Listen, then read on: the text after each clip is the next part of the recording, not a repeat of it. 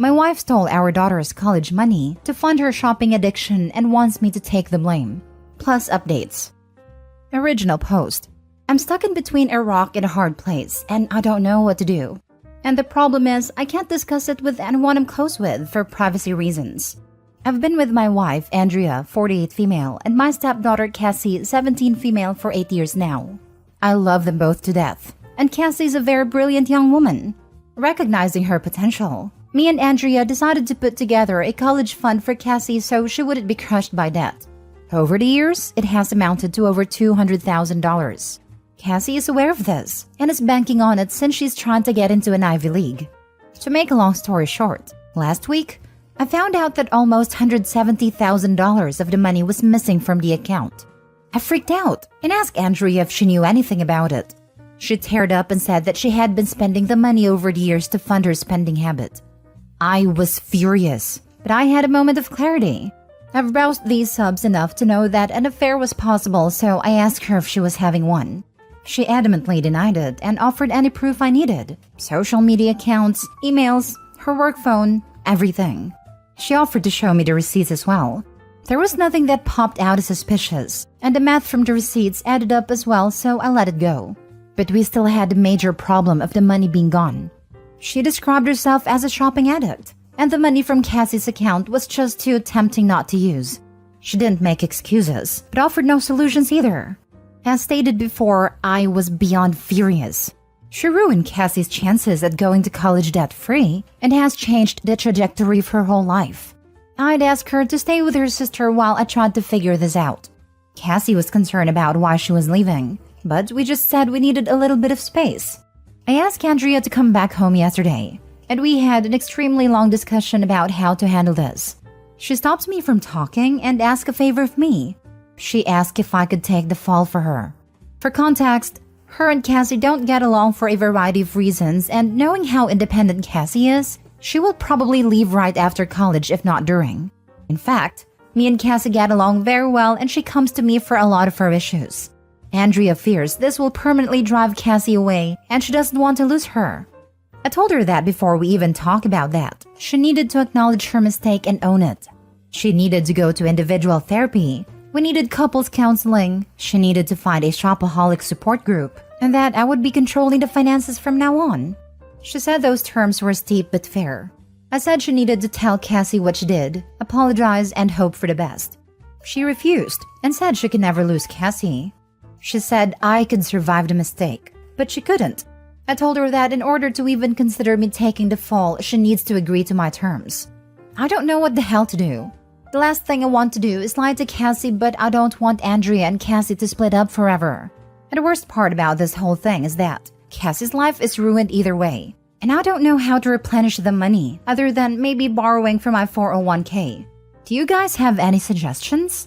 Divorce is always an option, but I love Andrea despite her mistakes, and me dating at age 52 is next to impossible. Now for the top advice before reading the updates. Perhaps the reason they don't get along is because Cassie recognizes that Andrea is the type to do these kinds of things and guilt-trip others to take the blame, instead of accepting what she has done and how it has impacted her family. Although it may be a tough conversation for Andrea to have now, it might show Cassie that her mom is capable of admitting mistakes and growing. Taking the blame for it and finding out later, in my opinion, might make things worse. Andrea is a widow, and Cassie took the death of her father very hard since she was so young. According to Andrea, a lot of their problems started there out of grief and anger. Then Cassie grew up and she's developed into a bit of tomboy. Andrea is a kind of a girly girl and doesn't relate to Cassie dressing up tomboyish. They don't agree on much. Cassie wants to be a physicist. Andrea wants her to do something that has more money-making potential. Plus, there's usual teenage daughter and mother strife. They have screaming matches that I have to intervene in. Dude, how did you not see that all the money was gone or that your wife was buying all this stuff? To answer your question, I had really nothing to do with the account other than contributing money.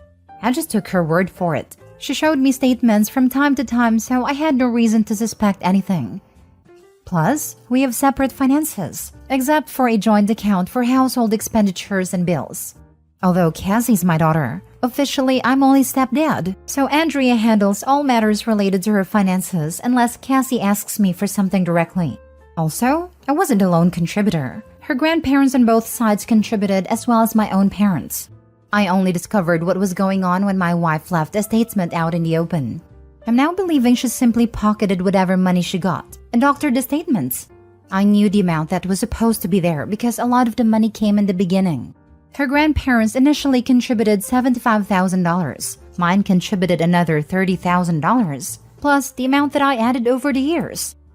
Don't take from your savings but hers. Make her sell all her belongings. I asked her to take money from her account to pay her back, but she said protecting her retirement is important to her and that she could take out a loan since her credit is excellent. Surprisingly enough, she doesn't run up her credit cards. Now I know how. Also, I'm hesitant to do this. I understand everyone wants her to fight for this, and I do too. However, if I'm to stay with Andrea, I don't want her to have to continue working until she's dead. I would like to enjoy our retirement together. My retirement is very healthy, plus I have a few investments and an inheritance. I could survive the hit. The most important thing is Cassie gets to go to whatever school it is she wants, and don't have to worry about it. But the comments are right. I'm not letting Andrea off the hook. She's going to pay for this and she will be telling Cassie. Do not take the blame. Your wife admitting her mistake to her daughter is the only way your wife's addiction is going to stop. If she can't admit her wrongdoings to the person it hurts the most, she can't move on from her addiction. To add to that, taking the blame isn't going to improve your daughter's relationship with her mom. It's only going to create a situation where she feels that she has two parents that she can't trust or rely on. Don't take that away from her by turning yourself into another unreliable adult in her eyes. You're looking out for her best interest always, and she should know that. 100% this. Do not take the blame.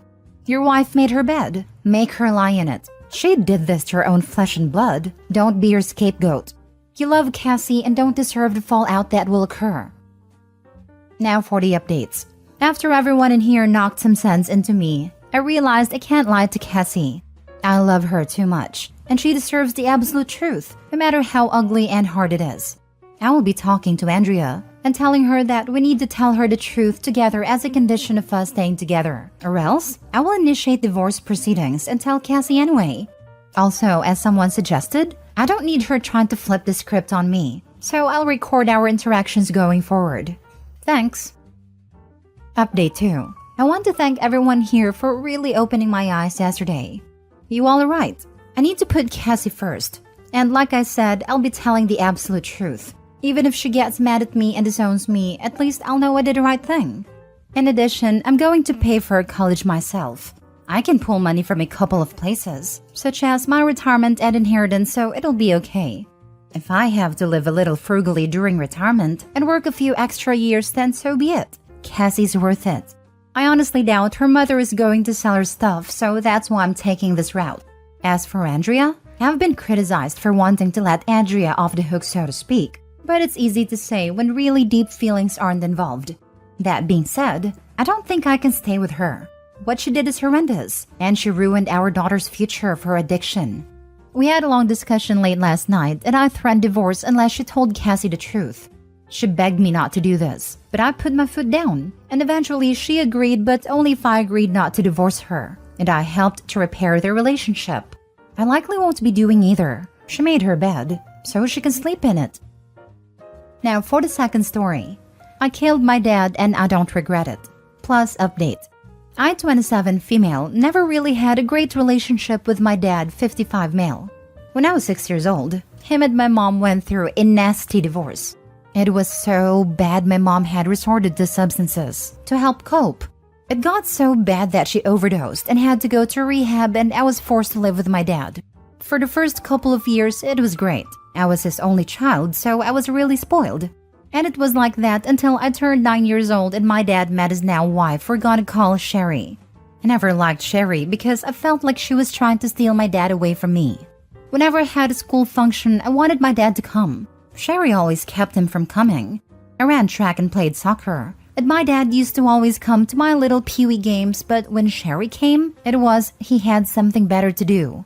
Sherry also has kids herself. She has 2 sons and a daughter.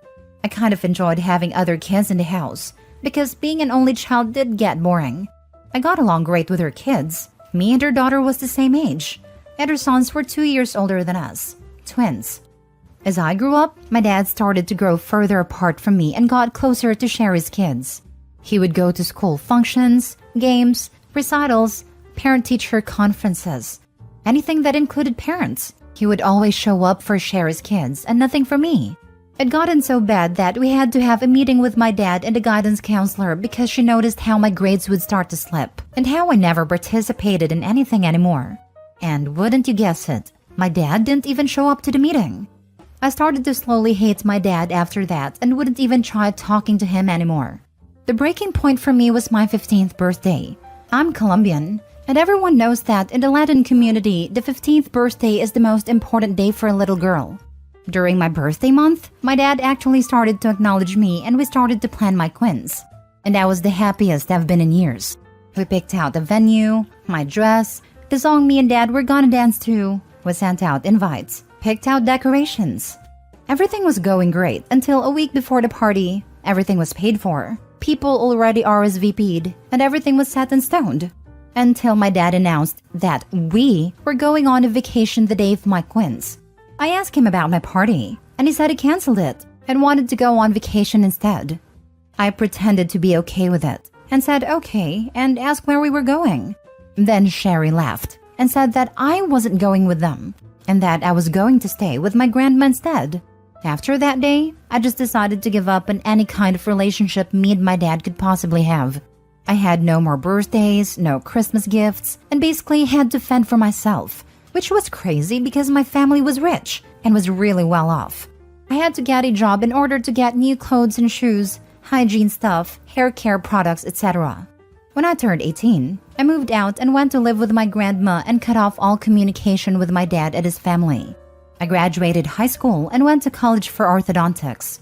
Years went by and I never spoke to my dad or heard any news about him or his family until I got a call from a hospital.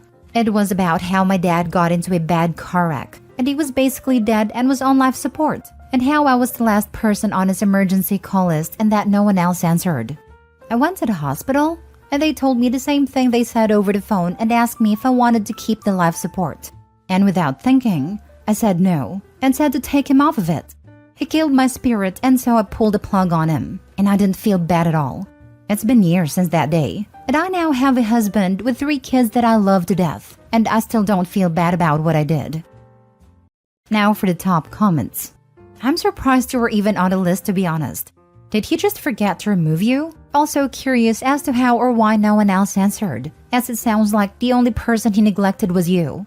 Also, what was the fallout? The rest of his family had to find out at some point that you elected to remove the life support. Not going to lie, this is fairly dark. If he had a DNR, or the doctor said he had no hope, / was going to be a vegetable, then by all means cut it off and walk away. But was that even the case? It sounds like you still have some demons inside you that needs exorcising. You may want to talk to someone about that. To answer your question, to my knowledge, my dad had only 2 people on as emergency contact list, his mom and aunt.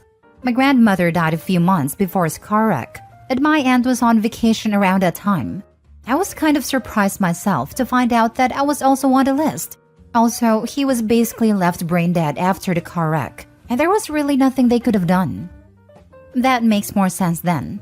Also, he clearly never bothered to update that list, as not even his wife was on it, assuming they were even still together or not in the same car. The worst you did was to deny anyone who did care about him the chance to say goodbye, which if the way he treated you was any indication, it probably wasn't many. Keep trying to live your best. You may also want to edit in that point so people don't think you're some kind of sociopath. So what had happened to Sherry and her kids? Why weren't they on the list? What was their response to the decision? My dad had a will and got Sherry's kids trust funds, and left some money for Sherry in the house, and split up everything else among some family members. I honestly don't know why they weren't on the list. It was kind of a surprise that I was even on there, and they were upset that I pulled the plug. If he was brain dead, you didn't kill him. In my opinion, that is the kindest thing you can do for them. I thought this was going in a different direction. What happened to Sherry and the other kids? Well, last I heard, Sherry got remarried. Her two older sons are also married and have families of their own, and her daughter is a single mom. I mean, where were Sherry and their kids when Dad was in the hospital? No one else answered. Did they explain? Did they care you made a final decision? They weren't on the emergency call list, so they didn't know. Now for the update. So a lot of people was wondering why I was the one that got the decision about ending his life support, and why Sherry wasn't on his emergency contact list, and it also got me thinking. So to give the strangers I let into my life a peace of mind, I decided to call up Sherry's daughter. She's the only one I still keep in contact with, and ask her if she knew anything about that. She told me that Dad and Sherry had gotten divorced like 2 or 3 months before his car accident, and no one knew because they wanted to keep it between the family. Nobody still knows about the divorce except for Sherry and her kids, me, and now thousands of strangers, LMAO. Also, I do want to tell you guys I did have a makeup quiz when I was in college. It wasn't as grand as the one I was supposed to have, but I really didn't care. I just spent it with the ones I loved dearly. Also, I just want to say for the ones who are calling me psycho, that happened a little over 3 years ago, and I am a totally different person now. I've been going to therapy since before that incident, and I have let go of any demons I had inside of me years ago. I've forgiven my dad, and I don't just focus on the bad things he did to me anymore. I only think about all the good times we had, and when he was a pretty decent father to me.